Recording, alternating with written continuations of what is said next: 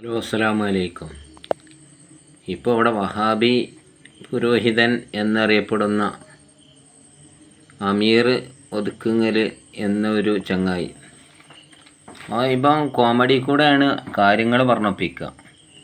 ഇവരൊക്കെ തൊള്ള തുറക്കണം എന്തിനാന്ന് വെച്ചാൽ സുന്നികളെ മുശ്രിക്കാക്കാൻ, നബിദിനം ബിദഅത്താണ്, അനാചാരമാണെന്ന് പറയാനും. റസൂലുള്ളാഹി ആഘോഷിച്ചിട്ടില്ല, സഹാബത്തോ സലഫ് സാലിഹ്യങ്ങളോ ആഘോഷിച്ചിട്ടില്ല എന്ന് അവർ പറയാം. എന്നാൽ ഇതൊക്കെ പുതിയ കാര്യങ്ങൾ ഉണ്ടായതാണ്, ദീനിൽ കടത്തി കൂട്ടിയതാണെന്ന് അപ്പോൾ ഇവർ വാദിക്കുന്നത്.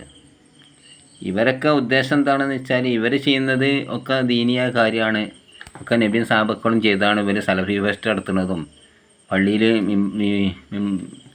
മിമ്പർമ കയറി മലയാളത്തിൽ പ്രസംഗിക്കുന്നതും ഇതൊക്കെ നബിയും സാഹബക്കളും പഠിപ്പിച്ചാണ് അവർ മനസ്സിലാക്കുന്നത്.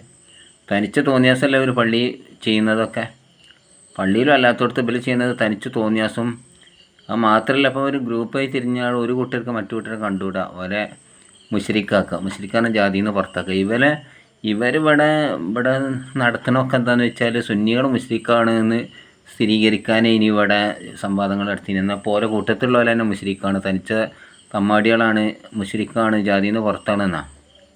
നമുക്ക് തന്നെ അറിയാലോ. ഇപ്പോൾ അനസ് സക്കരിയ സലാഹി മരിച്ചപ്പം അനസ് ഇവിടെ പ്രസംഗിച്ച എല്ലാവർക്കും അറിയാം, അള്ളാഹ് പ്രാർത്ഥന സ്വീകരിച്ചു കഴിഞ്ഞു എന്ന്. നല്ല ഏതെങ്കിലും ഒരു കൂട്ടരെ ഹക്കനെ വിജയിപ്പിക്കണേ എന്ന് പറഞ്ഞപ്പോൾ എന്താക്കി, ഈ സക്കരിയ സലാഹും കൂട്ടരും പ്രാർത്ഥിച്ച ആ പ്രാർത്ഥന സ്വന്തം തട്ടി മൂപ്പന് ബടിയായി എന്നാണ് പറഞ്ഞത്.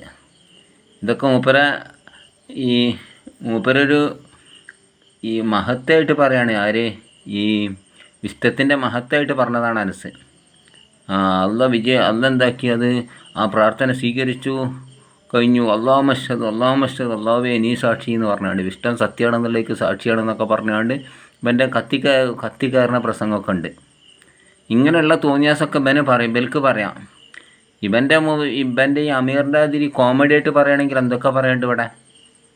ഇവൻ ഈ തനിച്ച അന്തല്ലാത്ത ചിന്തമാണല്ലോ.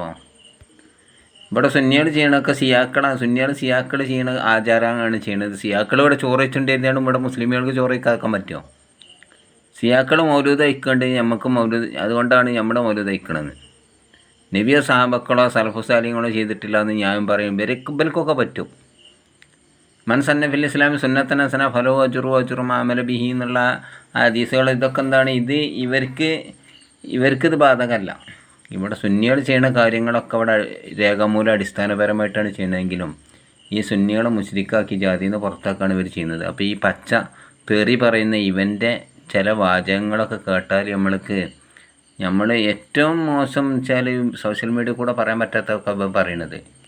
ഓരോ ന്യൂനത ഈ ഈച്ചയ്ക്ക് ഇഷ്ടം മുറിവുള്ളിടത്താണല്ലോ. ഇങ്ങനത്തെ ന്യൂനതകൾ എടുത്ത് കാണിക്കുന്ന തനിച്ച പിരാന്തനാണ് ഇവൻ.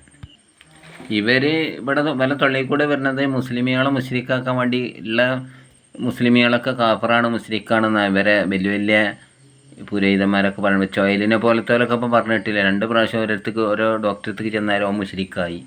അനങ്ങിയ മുശ്രിക്ക് ശിർക്കും കുഫറും അല്ലാതെ ഇവർക്ക് ആരോപിക്കാനൊന്നുമില്ല. ഇവർ മാത്രമേ സ്വർഗത്തിലുള്ളൂ, ബാക്കിയുള്ളവരൊക്കെ എന്താണ് നരകത്തിലാണെന്ന് അപ്പോൾ ഇവരെ വെപ്പ്. അതിന് കുറച്ച് സിംഗടികളോ ഇവർ പറയണത് എന്താണ്, സത്യമാണ് എഴുതിയാണ്ട് അതിൻ്റെ പിന്നാലെ കൂടിയാണ് ചക്കരാണിമേൽ ഈ ചോടിയാതിരി. ഒരു വസ്തു ഇവർക്കറിയില്ല. കാരണം എന്താ, ഇവർ വലിയ പണ്ഡിതന്മാരെ ഖുർആനെന്നും ഹദീസൊന്നും നേരിട്ട് വ്യാമം കണ്ടുപിടിക്കാമെന്നാണ് അവർ പറയണത്. ഏത് ഖുർആൻ ഹദീസാണ് അവർ പറയണത്?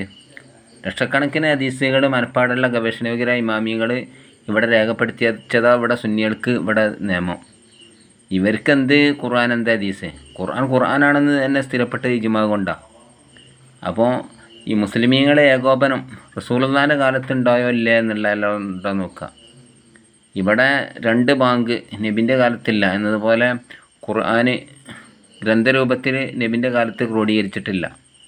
ഇതൊക്കെ ബിദഅത്താണ്. ബിദഅത്ത് എന്നാൽ നബിൻ്റെ കാലത്തില്ലാത്തതാണ്, ആണ് ബിദഅത്ത് ഹസനും സയ്യൊക്കെ ഉണ്ടെന്ന് പറഞ്ഞത്. ഇതൊക്കെ ആരോട് പറയണില്ല. ഇവിടെ സുന്നികളെ ഖബർ പൂജകരാണെന്നും എന്നപോലെ ഖബർ ആരാധകരാണെന്നൊക്കെ പറയുന്നത്. സിയാറത്ത് മുഴുവനും വഴി നല്ല കാര്യങ്ങളൊക്കെ അവർ ഇല്ലാതാക്കി. മഗ്‌രിബിൻ്റെ ശേഷമുള്ള ദിക്ർ ദുആകൾ ഒരു പ്രത്യേക സമയം കണക്കാക്കരുതെന്ന്, അത് ബിദഅത്താകും. അതുപോലെ നിസ്കാരത്തിൻ്റെ കൂട്ടു പ്രാർത്ഥന അങ്ങനെ പ്രത്യേകമായിട്ട് ചെയ്താൽ അത് ബിദഅത്താകും. പിന്നെ ഇവിടെ ഖൈർ നന്മ ചെയ്യാൻ ഇവിടെ മനുഷ്യന്മാർക്ക് നന്മ ചെയ്യാൻ സമയം. ഇതാണ് ഈ വഹാബിയുടെ ഓരോ ചിന്താഗതികൾ. അപ്പോൾ ഇതൊക്കെ നമ്മൾ തിരിച്ചറിയണമെന്ന് പറഞ്ഞുകൊണ്ട് നിർത്തുകയാണ്. അസ്സലാമു അലൈക്കും.